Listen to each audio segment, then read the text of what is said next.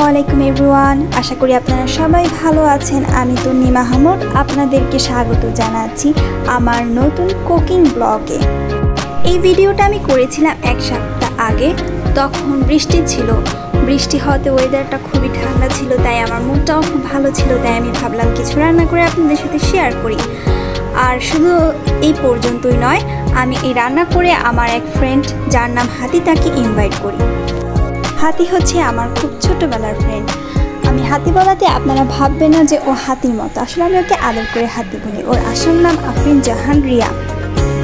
আপনারা ভিডিওতে দেখেছেন আমি বেগুন ভাজার জন্য প্রথমে বেগুনগুলোকে কেটে তারপর আদা বাটা, রসুন বাটা, হলুদ মরিচের গুঁড়া এবং স্বাদ মতো লবণ দিয়ে মাখিয়ে তারপর বেগুনগুলোকে ভেজে নিচ্ছি।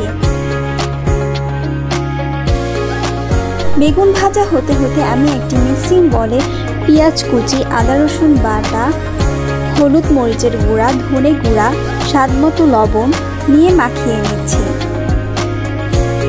তারপর এখানে সিদ্ধ করে রাখা কলার মোচাগুলো দিয়ে দিলাম। আমি ধাপে ধাপে এটার সাথে চালের গুঁড়া বা আপনারা চাইলে আটা বা ময়দা দিতে পারেন, এভাবে দিয়ে সুন্দর পাকোড়া করে নেব। তারপর পোলাও রান্না করার জন্য আমি একটি প্যানে পেঁয়াজ কুচি নিয়ে নিচ্ছি। পেঁয়াজটা ভালো মতো ভাজা হয়ে এলে আমি এতে এলাচি, দারচিনি এবং তেজপাতা দিয়ে দেব।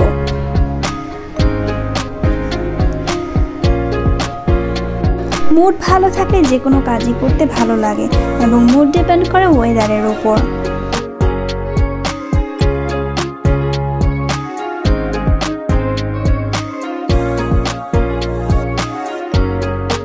এ পর্যায়ে আগে থেকে ধুয়ে রাখা পোলার চাল ঢেলে দেব। তারপর ভালো করে নাড়তে থাকবো। আমরা একটু আদা বাটা, রসুন বাটা এখানে অ্যাড করব আর পরিমাণ মতো লবণ। তারপর ভালো মতো চালটাকে ভেজে নেব।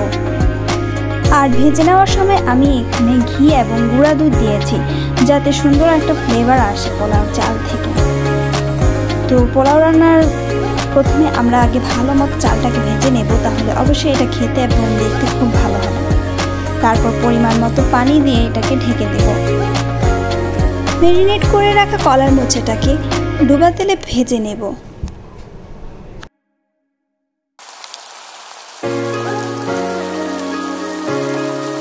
ভাজার সময় খুব অসাধারণ একটা স্মেল বের হয়েছে। আপনারা এভাবে বাসায় ট্রাই করে দেখবেন, অবশ্যই স্মেলটাতেই খেতে ইচ্ছে করবে। আমাকে অলস মনে হলেও আসলে আমি অলস নই। আমার যে কোনো কিছু করতে মুডের প্রয়োজন হয়। আমার মুড ভালো থাকলে আমি সব কিছুই করি, মুড ভালো না থাকলে আমি কিছুই করি না। এই যে দেখুন, আমরা কি সুন্দর করে পাকোড়াগুলো ভেজে নিয়েছি, কি সুন্দর দেখতে হয়েছে মুচমুচে পাকোড়া। আর গরুর মাংস রান্না করার জন্য আম্মুর ঐতিহ্যবাহী কড়াইতে বেশ কিছু পরিমাণ পেঁয়াজ দিয়ে দিয়েছি।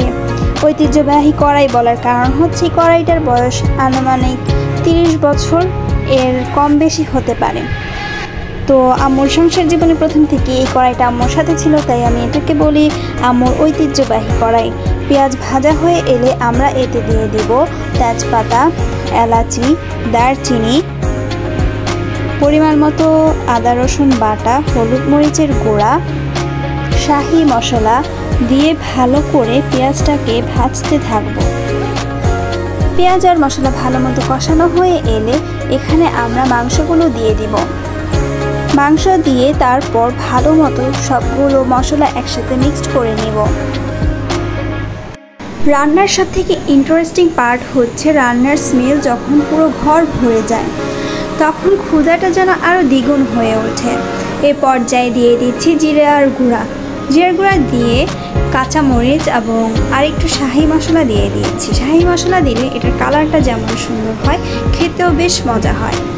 তারপর আমরা মাংসটা হালকা সিদ্ধ হয়ে এলে আমরা ভালো মতো সিদ্ধ করার জন্য প্রেসার কুকারে দিয়ে দেব।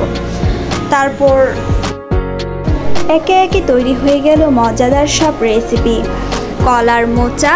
কলার মোচার পাকোড়া, কাবাব, গরুর মাংস, ভাজি, মাছ, পোলাও। আশা করি আমার এই রান্নার রেসিপি আপনাদের সবার কাছে ভালো লাগবে। আর ব্লগটি কেমন লাগলো অবশ্যই কমেন্ট করে জানাতে ভুলবেন না। আজ এই পর্যন্তই। সবাই ভালো থাকবেন, সুস্থ থাকবেন। আল্লাহ হাফেজ।